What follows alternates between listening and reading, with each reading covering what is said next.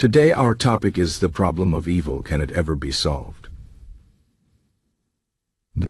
The problem of evil is one of the oldest and most difficult questions in philosophy and religion. It asks why there is suffering, pain, and evil in the world if there is a good and all-powerful God. This question has troubled people for thousands of years, and it continues to challenge us today. Some people say that evil exists because of human free will. Others say that evil is just a part of the natural world, like earthquakes or diseases. But the truth is, no one has a perfect answer to this problem. Still, we can try to understand it better and find ways to live with it. First, let's think about what evil really is. Evil can be divided into two main types: moral evil and natural evil. Moral evil is the suffering caused by people, like war, violence, or cruelty. Natural evil is the suffering caused by nature, like floods, earthquakes, or diseases. Both types of evil are hard to accept, especially if we believe in a loving and powerful God. But even if we don't believe in God, the problem of evil is still important because it makes us ask why life is so unfair and why bad things happen to good people. One way to approach the problem of evil is through religion. Many religions try to explain why evil exists. For example, in Christianity, some people say that evil came into the world because of Adam and Eve's sin in the Garden of Eden. Others say that evil exists because God gave humans free will, and sometimes people choose to do bad things. In Buddhism, evil and suffering are seen as part of the natural cycle of life, and the goal is to escape this cycle through enlightenment. In Hinduism, evil is often explained through the concept of karma, which means that every action has consequences, and people suffer because of their past actions. These explanations can help us understand evil, but they don't completely solve the problem. Another way to think about evil is through philosophy. Many philosophers have tried to explain why evil exists. For example, the ancient Greek philosopher Epicurus asked, "If God is willing to prevent evil but cannot, then he is not all-powerful. If he is able to prevent evil but not willing, then he is not good. If he is both willing and able, then why is there evil?" This question is still unanswered today. Some philosophers, like Leibniz, said that this is the best of all possible worlds, and that evil is necessary for greater good.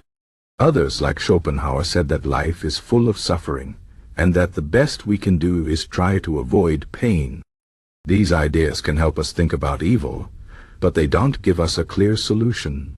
Stoicism is another philosophy that can help us deal with the problem of evil. The Stoics believe that we cannot control everything in life, but we can control how we react to it. They said that suffering is caused not by events themselves, but by our thoughts about those events.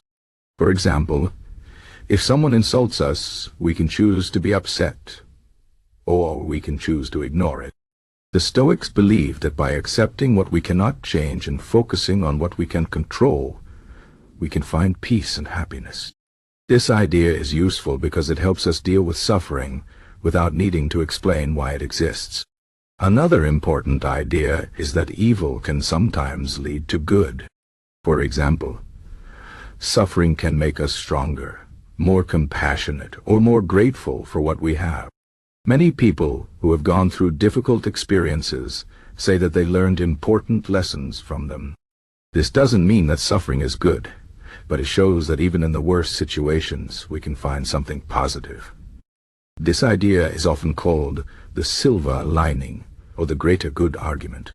It doesn't solve the problem of evil, but it helps us see that not all suffering is meaningless. Some people say that the problem of evil can never be solved because it is a mystery.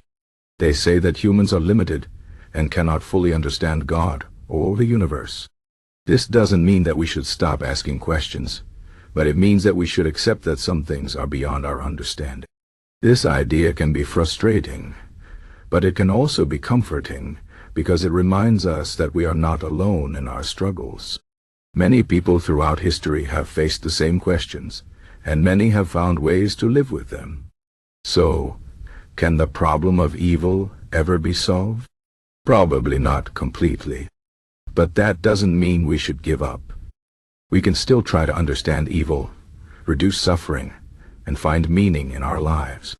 One way to do this is by helping others. When we see someone suffering, we can offer them support and kindness. This doesn't solve the problem of evil, but it makes the world a little better. Another way is by focusing on the good things in life. Even in a world full of suffering, there is still beauty, love, and joy. By appreciating these things, we can find hope and strength. Finally, let's remember that the problem of evil is not just a philosophical question, it is a personal one. Everyone faces suffering at some point in their lives, and everyone has to find their own way to deal with it. Some people find comfort in religion, others in philosophy, and others in the support of friends and family. Whatever path we choose, the important thing is to keep going and not lose hope. Life is not always fair, but it is still worth living. The problem of evil may never be solved, but we can still find ways to live with it, and even find meaning in it. So let's keep asking questions, keep helping others, and keep looking for the good in the world. That is the best we can do, and it is enough.